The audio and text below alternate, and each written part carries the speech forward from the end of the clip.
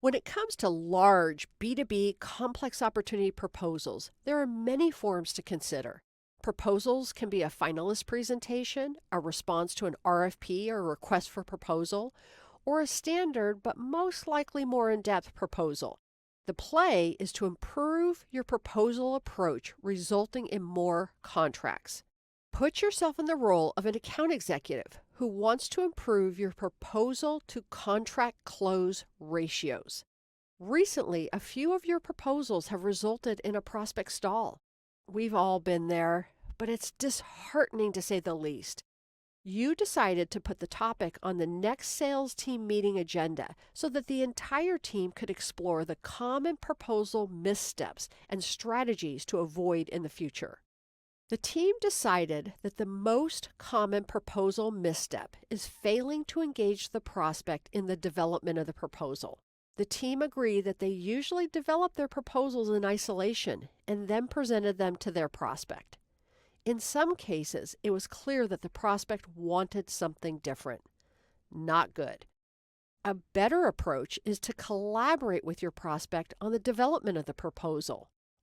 Set a working session to nail down the scope of services and options that they would like to see included. Working sessions allow sellers to refine the summary of problems that the prospect wants solved and impacts they hope to gain. The working session is about refining the content, not pricing.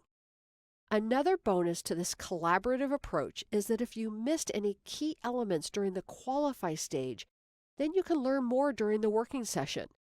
Once all the details are agreed to with your prospect, then you'll have everything that you need to finalize the proposal. The result is prospect buy-in and acceptance. The second misstep that the sales team discussed is generating proposals focused on you versus your prospect. Several of the team members used generic templates where most of the content was about your company and your services. Worse yet, some included jargon or acronyms that the prospect didn't understand. Yikes! Team members admitted that their prospects' eyes would glaze over when they went through their proposals. The prospects couldn't connect the proposal with their issues and how the recommended solution would positively impact their problems. The team thought that a better approach would be to flip their proposals to a prospect-first perspective. Proposals should begin with a description of the prospect's issues or opportunities and should end with a summary of the impacts that the prospect can expect because of your recommended solution. Just adding these elements will differentiate you from the other options your prospect is considering.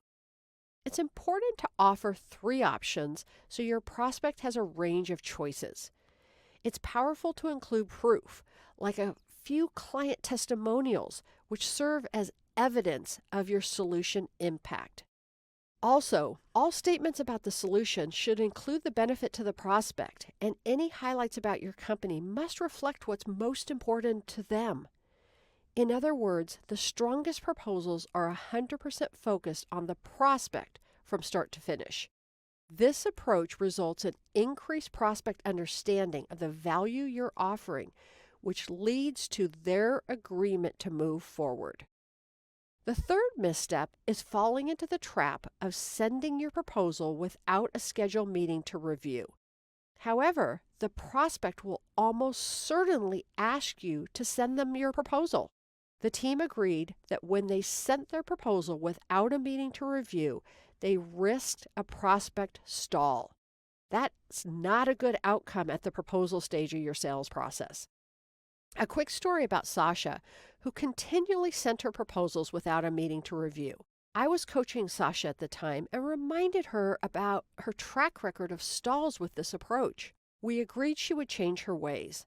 The next time her prospect asked her to send the proposal, she let them know that it was to their benefit to review the proposal together and that she would send directly after the meeting. Sasha let the prospect know that there are many aspects of the proposal which require discussion and their input. Maybe a few elements in the proposal need to be further refined, and you can capture those notes on the spot. You can also answer their questions. It's essential to nail down next steps with the prospect during the proposal meeting and those only come out of a healthy discussion. Lastly, if you couldn't secure the attendance of the decision maker for the proposal meeting, you can talk with your key contact about ways to engage the decision maker in a next step to gain their approval. Your sales team was energized by the discussion and committed to apply all these remedies for all proposals going forward. The result, you guessed it, the proposal to contract ratios improved dramatically.